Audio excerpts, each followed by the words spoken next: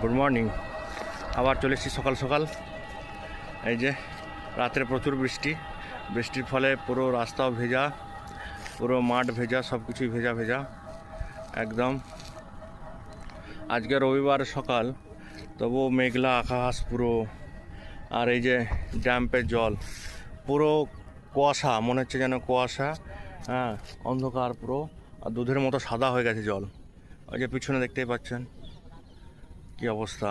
প্রচুর বৃষ্টি হচ্ছে এই বছর, রেকর্ড করা বৃষ্টি হচ্ছে। এই যে দেখুন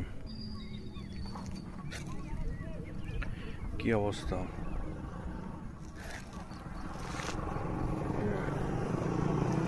পুরো সাদা দিকটা।